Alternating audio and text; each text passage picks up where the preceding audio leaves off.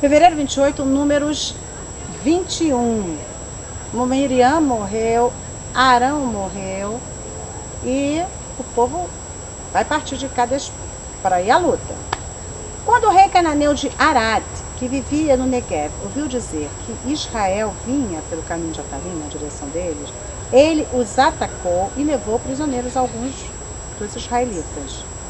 Israel fez então um voto a Adonai, dizendo: se o Senhor nos entregar este povo em nossas mãos, devotaremos as cidades deles ao anátema. Devotar ao anátema significava destruir tudo, não pegar nada como despojo, porque quando um povo guerreava com outro e tomava a cidade, levava tudo como despojo. Mas se fosse consagrado ao anátema, não podia pegar nada, tinha que destruir tudo, porque era coisa amaldiçoada.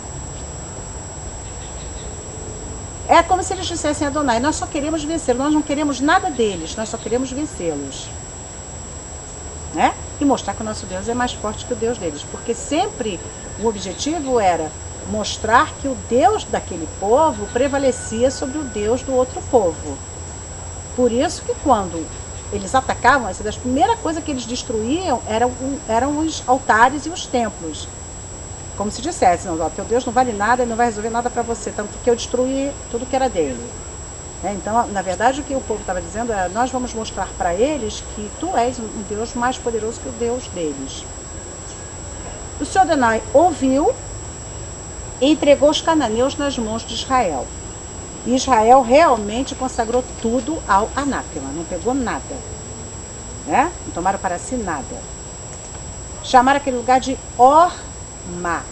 Depois Israel partiu desse monte Or, de Cades, pelo caminho que contornava a terra de Edom, porque Edom não tinha permitido que eles passassem por dentro da terra, né?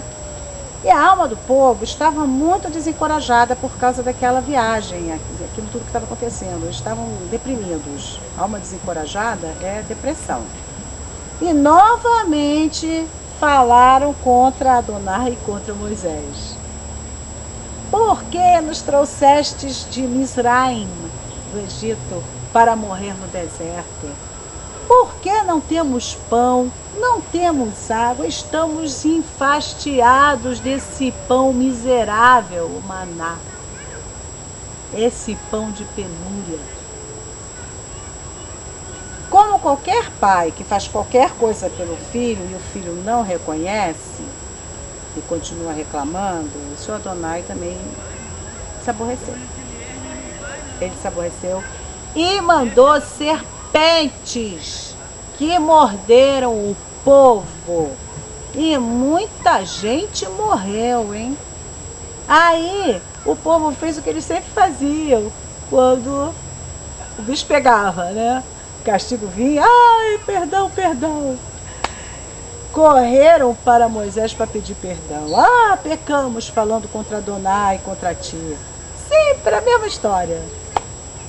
Intercede por nós, Adonai, para que retire daqui essas serpentes. E o Moisés, que era espiritual, foi interceder.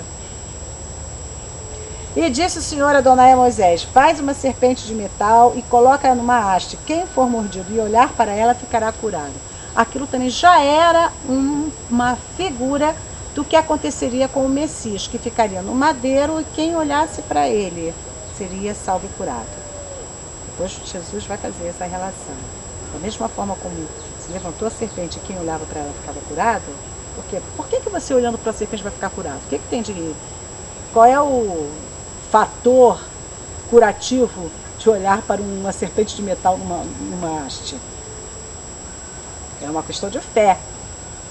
Quem olhar para a serpente vai ficar curado. E a pessoa olhava, tinha fé e ficava curada da mordida da serpente. Porque naquela época não tinha antídoto para a serpente. Tá entendendo? Serpente é Satanás. Né? Tudo isso que está acontecendo aqui hoje em dia é culpa da serpente. Então a serpente, ela realmente é símbolo de Satanás.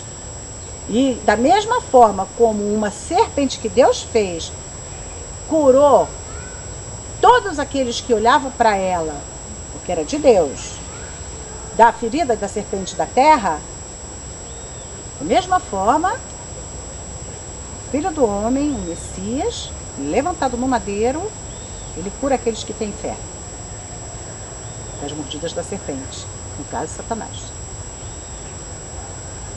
E é assim que aconteceu. Depois partiram os filhos de Israel e acamparam em Ovot. Aí vai falando todas as cidades por onde eles passaram. Dali eles foram para Ie-Avarim, no deserto em frente a Moabe. Depois foram para Zered, de Zered para Arnon, entre Moabe e os amorreus. Depois para Beer, que é poço. Depois para Mataná, depois para Nahaliel, depois para Bamot. E de Bamot eles foram para o vale da terra de Moabe, em frente ao deserto. Aí tem uma historinha. De lá, Israel mandou mensageiros aos reis, ao rei dos amorreus, dizendo que queriam atravessar aquela terra. Igual eles fizeram com Edom. Mas também o rei dos amorreus não permitiu. Né? Ao contrário, eles atacaram Israel, mas Israel feriu os amorreus, o fio da espada, e tomou tudo. Tomou a terra e tudo, tomou tudo. Né? De Arnon a Jaboque, até Amon. A gente não pode esquecer que Moabe e Amon eram os povos descendentes de Moabe e Amon, filhos de Ló, sobrinho de Abraão, quando Ló fugiu de Sodoma com as filhas, e as filhas dormiram com ele e tiveram filhos, que eram Moabe e Amon. O povo amonita e moabita eram descendentes desses filhos, das filhas de Ló com Ló, que era sobrinho de Abraão, portanto parentes de Israel. Bom, Moisés então enviou espias à cidade de Iasser, e depois tomaram suas aldeias e lançaram para fora os amorreus que habitavam ali. Aí começou realmente a vitória atrás de vitória, né? E eles seguiam em direção a Bashan. O rei de Bashan, Og, seguiu na direção de Israel com todo o seu povo a fim de combater Israel. Mas o Senhor Adonai disse a Moisés: não temas, eu o entregarei em tuas mãos. A vitória atrás de vitória.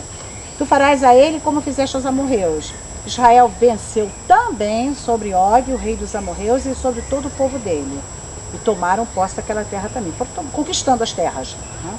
E assim caminhava pelo deserto o povo de Israel, conquistando tudo e vencendo todos os inimigos, porque Deus estava com eles.